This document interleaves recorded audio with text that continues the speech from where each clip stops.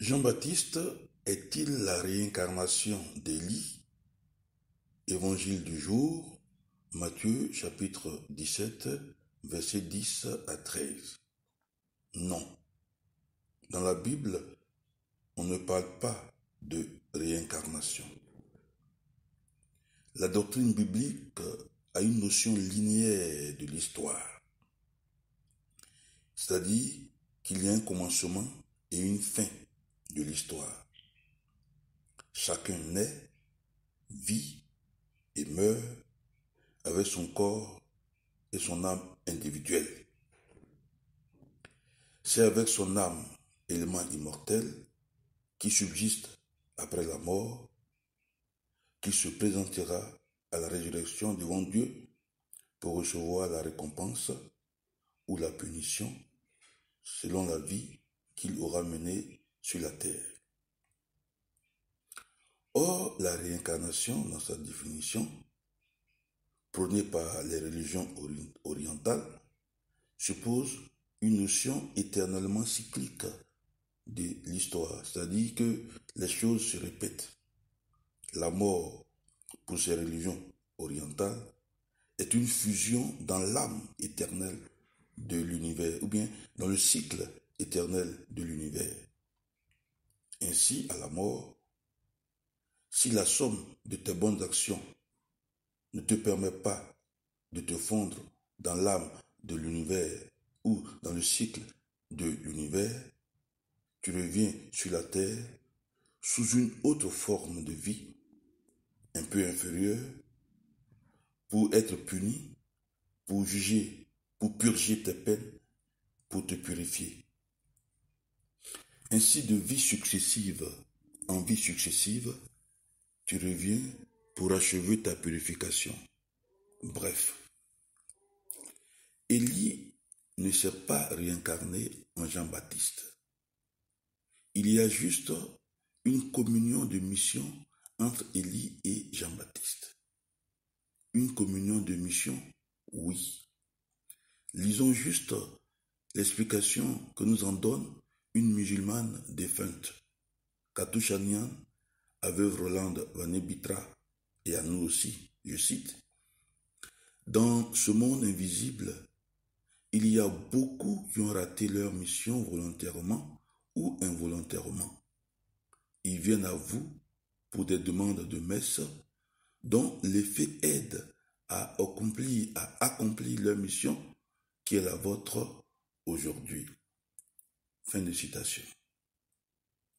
Cette communion de mission entre le monde visible et le monde invisible a été vécue entre Sainte Thérèse de l'Enfant Jésus et la bienheureuse Marthe Robin. Son biographe Bernard Pérou raconte que celle-ci, alors gravement malade, tomba dans un si profond coma que ses médecins avaient conclu qu'elle ne s'en sortirait pas. Mais miraculeusement, elle revint à la vie.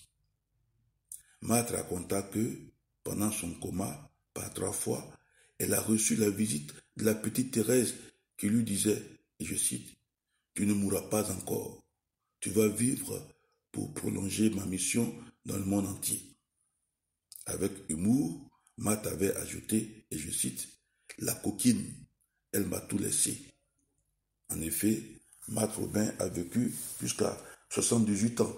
Bref, il y a communion de mission parce que il y a un unique ordonnateur de la mission. Il y a quelqu'un qui envoie pour la mission. Cet envoyé principal est au-dessus du temps et de l'histoire. Il transcende les siècles, le temps, l'espace. Ceci se déroule sous son regard. C'est Dieu. Il est l'éternel présent. À chaque siècle, il parle à des hommes sous des formes fragmentaires et variées. Dit la lettre aux Hébreux, chapitre 1er, verset 1. L'unique message demeure le même, mais est livré à des hommes qui passent, parce que le nombre de leurs années de vie est limité. 80 pour les plus vigoureux, leur plus trop grand nombre n'est que peine et misère.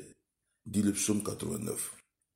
Donc, l'ordonnateur principal et éternel de la mission, c'est-à-dire Dieu, qui voit les siècles et les hommes passer sous ses yeux, ne cesse pas, à chaque fois et selon les besoins des hommes, de rappeler le même et unique message d'amour.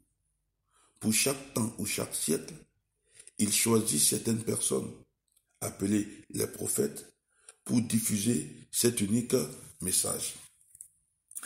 C'est pourquoi vous verrez que les prophètes disent tous la même chose.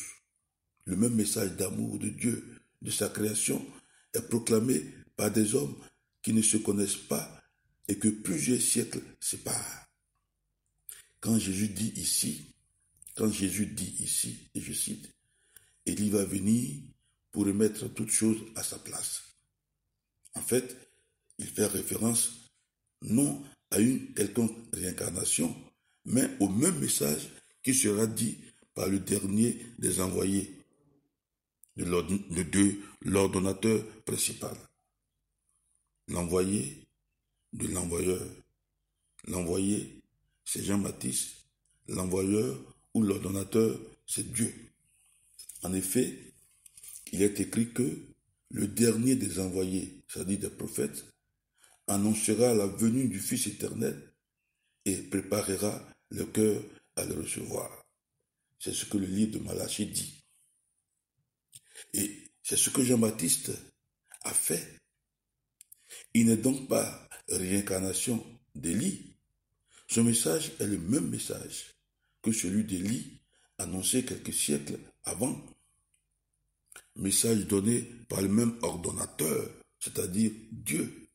Bref, Élie n'est pas réincarné en Jean-Baptiste.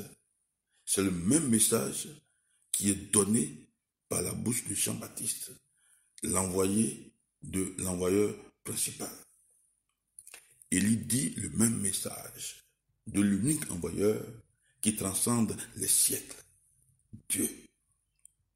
Bref, je vous recommande les livres de Claude Tresmontant, qui était un disciple de Pierre Teilhard de Chardin, prêtre jésuite, qui était un grand archéologue, théologien, physicien et autres. Donc, Claude Tresmontant a écrit plusieurs livres sur la question, l'avenir de l'humanité, l'avenir des religions et autres. Je vous recommande tout simplement 2 de ces livres. Essai sur la connaissance de Dieu et la pensée de l'Église de Rome. Ça nous permettra de mieux comprendre cette question de réincarnation, de message de Dieu et autres. Alors je vous souhaite une fructueuse méditation. Que Dieu bénisse votre week-end. Père Rabbi.